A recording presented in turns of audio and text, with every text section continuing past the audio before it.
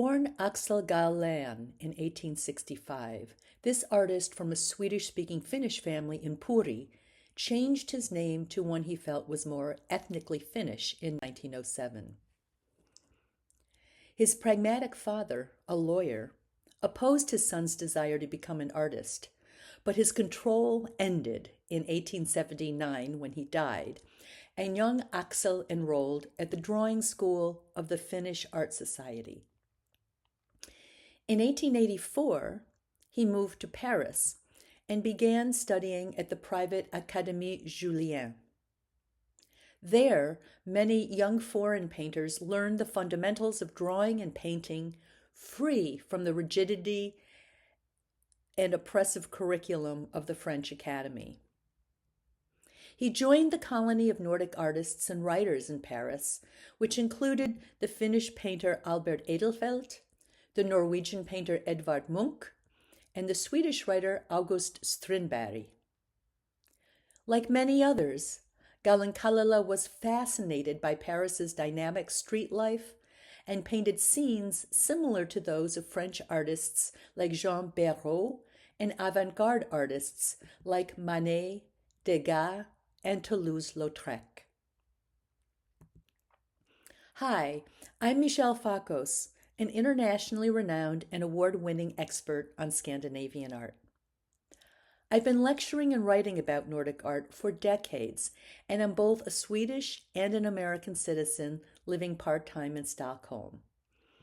I'm excited to share with you my research, gleaned from books, journals, letters, and conversations with other experts.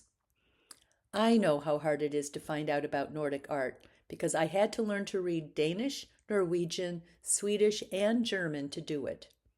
Are you with me? Let's continue.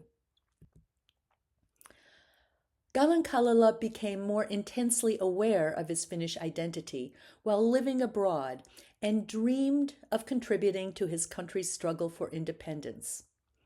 He began to think about how to develop a signature personal style, as Impressionist painters were doing, and determined to paint subjects that would foster a strong sense of national identity among his Finnish compatriots. When he returned to Finland during the summers, he painted typical Finnish subjects, such as in the sauna.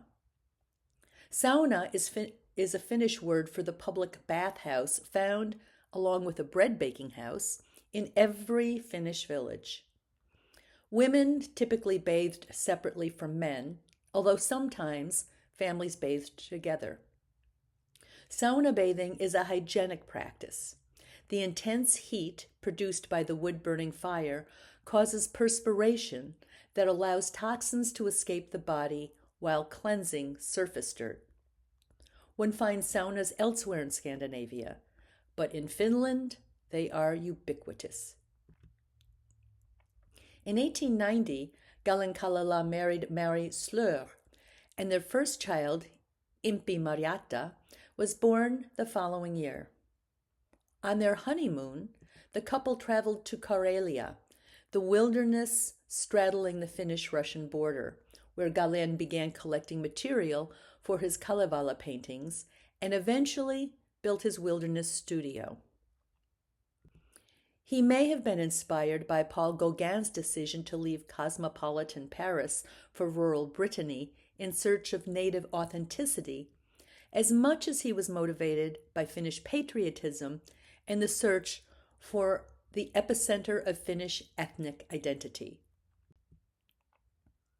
Here we see a shepherd boy from Panajärvi, a region that has belonged to Russia since 1945 and is now a national park.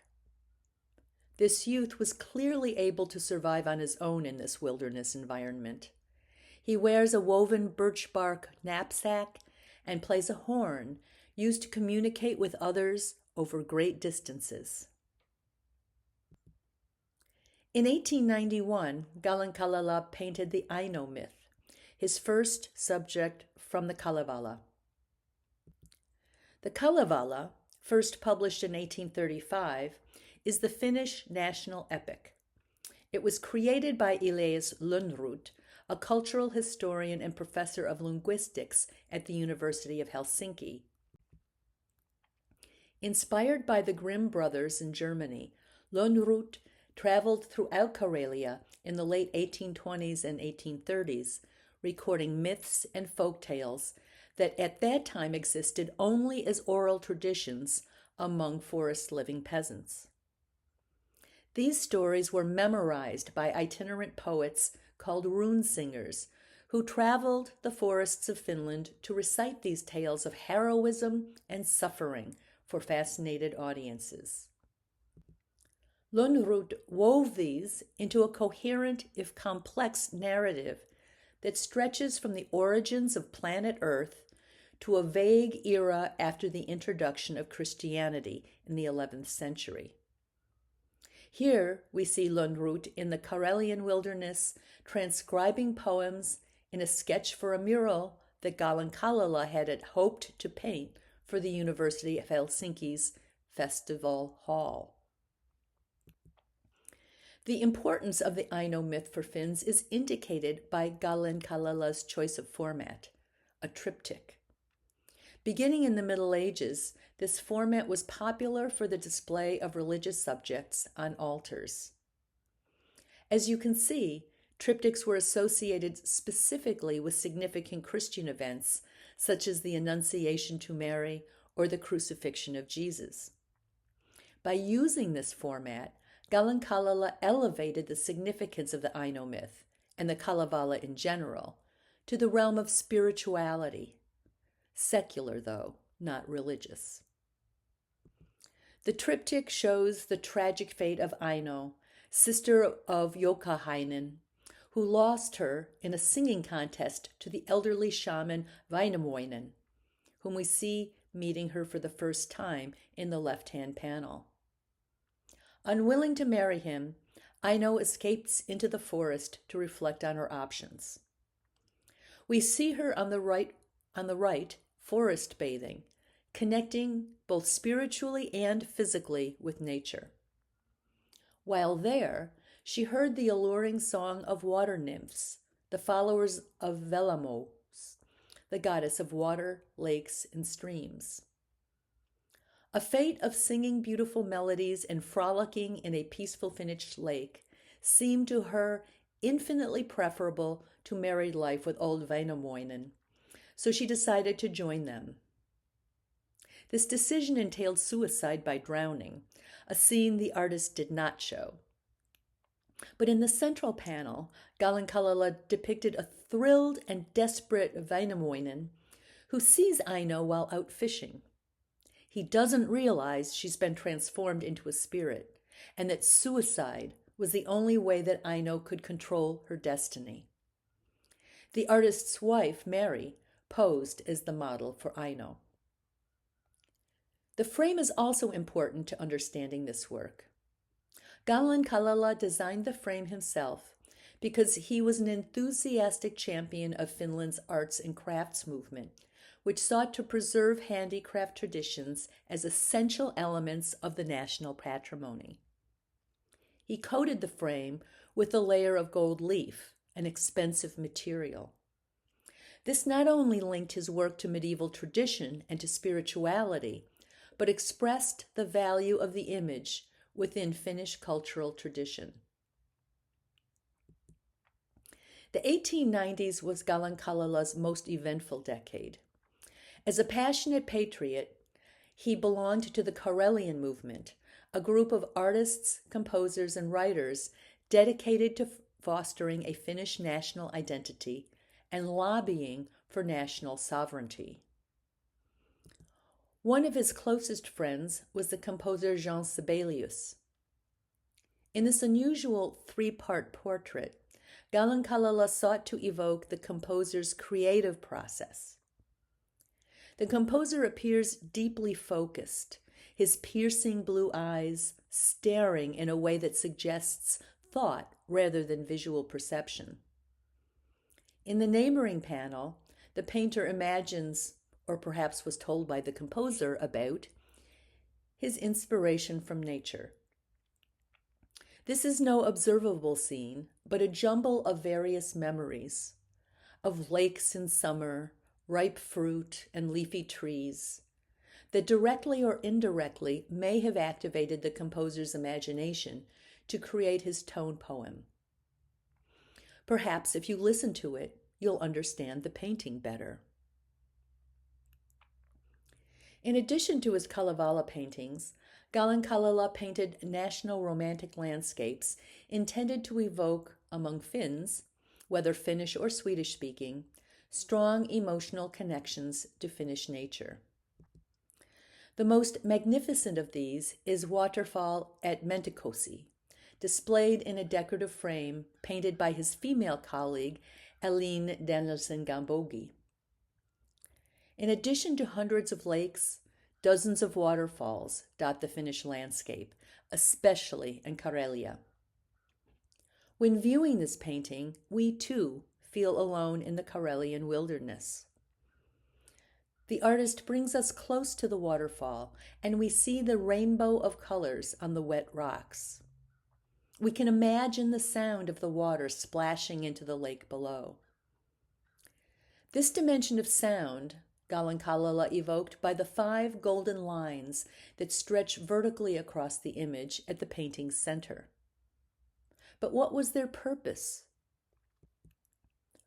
All Finns would immediately recognize these as kantele strings, a traditional 5-stringed Finnish folk instrument that belongs to the zither family.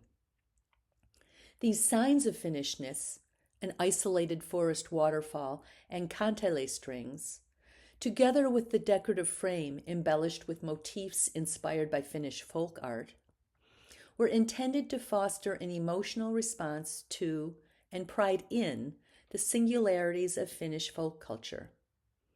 Indeed, the majority of Finns, then as now, feel a visceral and affectionate, almost symbiotic relationship to the Finnish wilderness, a feeling I describe as biomystical.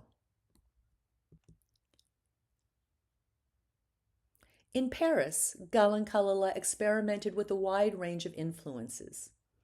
In Skaters on Lake Kaitale, we see him flirting with Japanism, a trend that began in 1853 when Japan reopened itself to contact with the West.